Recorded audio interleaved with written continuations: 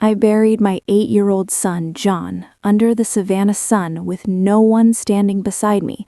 Not my mother, not my father, not my sister, just me, the heat pressing down like a weight on my chest, and a grave that felt too small for a boy who still believed monsters hid under the bed. I kept glancing toward the cemetery gates, convincing myself they were late. Traffic happens, flights get delayed, people mess up. I made excuse after excuse because the alternative, that they chose not to be there, was too ugly to touch. Then the first shovel of dirt hit the coffin. That sound does something to you. It rearranges your insides. And right then, my phone buzzed in my purse. I thought, finally, an apology. Instead, it was a link from my mother, not a message, a Zillow listing, a 5-bedroom coastal house with wide windows and a caption that said, "Fresh start. Price $1.5 million. The exact amount of my son's life insurance and trust fund. While I was putting my child in the ground, my family was house shopping. Before I tell you what I uncovered next, the thing that made me stop grieving and start dismantling everything they touched, drop a comment and tell me the time and country you're watching from. I want to know how far this story reaches. I drove home with the AC blasting in my old sedan, the back seat stuffed with funeral flowers that smelled like endings, white lilies, thick and sweet, turning my stomach with every breath. When I unlocked my apartment, the silence wasn't peaceful, it was heavy, the kind that presses on your ears. I stood in the kitchen, staring at the empty chair where John used to eat cereal and ask me questions about planets. I waited to collapse. I waited to scream. Nothing came. Instead, something colder settled in, clear, focused. I opened my laptop. I logged into the flower delivery site my mother used for every birthday, every anniversary, the one I usually ordered from so she could take the credit. There it was, funeral spray, ordered 14 days earlier. 14. They hadn't missed the funeral by accident. They scheduled their absence like a haircut. The last piece of hope snapped clean. No drama, no noise, just gone. So I kept going. I checked the joint credit card I'd added my sister Destiny to when she claimed she needed help building credit. While I was choosing a casket, she spent $400 at Sephora. While I was writing my son's eulogy, she was at a sushi bar. I removed her as an authorized user. One click, card dead. Next, the family cabin in the mountains. They called it the family place, but my name was the only one on the deed. I bought it so John could see snow. They used it to play rich retirees while I paid the taxes.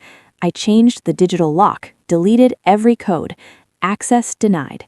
Then streaming services, cloud storage, shopping accounts. One by one, I cut the invisible strings they'd been pulling for years. A week earlier, my mother had looked at my illustration drafts and smiled that thin smile. "Sarah, you're not equipped for the real world. You play with coloring books while adults handle business." Those coloring books paid their bills, kept their lights on, saved their house. They thought grief made me weak, soft, moldable. They were wrong.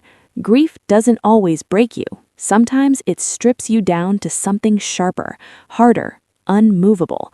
As I sat there in the dim kitchen, laptop glowing like a war map, I opened a hidden spreadsheet I called the ledger.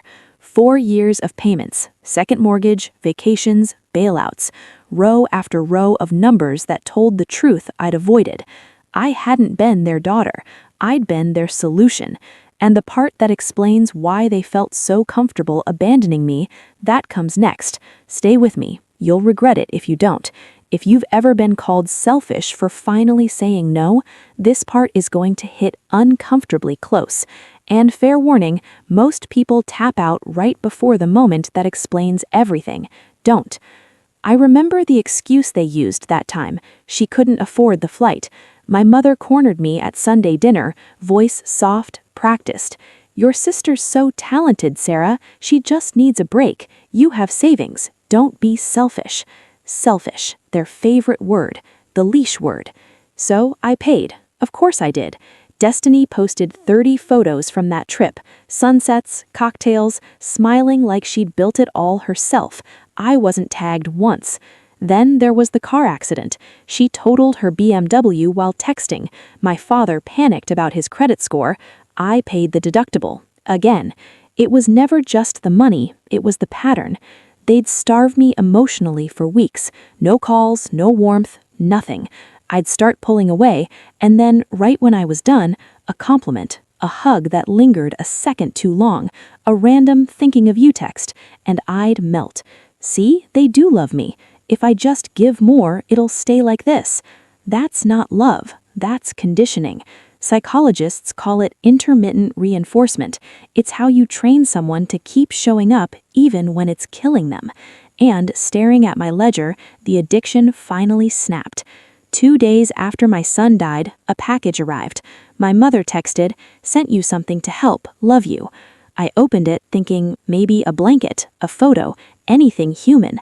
Instead, it was bills, past due notices, credit cards, a foreclosure warning, and on top, a yellow sticky note in her handwriting. "Do the right thing, Sarah. Family helps family." That was their condolence, a bill. Right then, the shame evaporated. I wasn't inadequate. I wasn't weak. I was their safety net, and I was done holding it.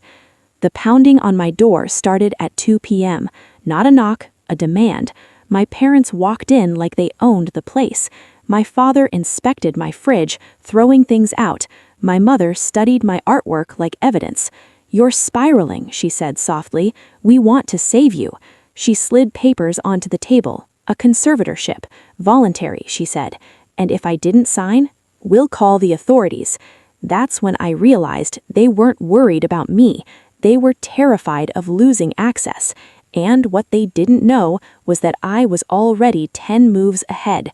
Stay with me. The ending is the part people think about days later. And before it continues, tell me the time and country you're watching from.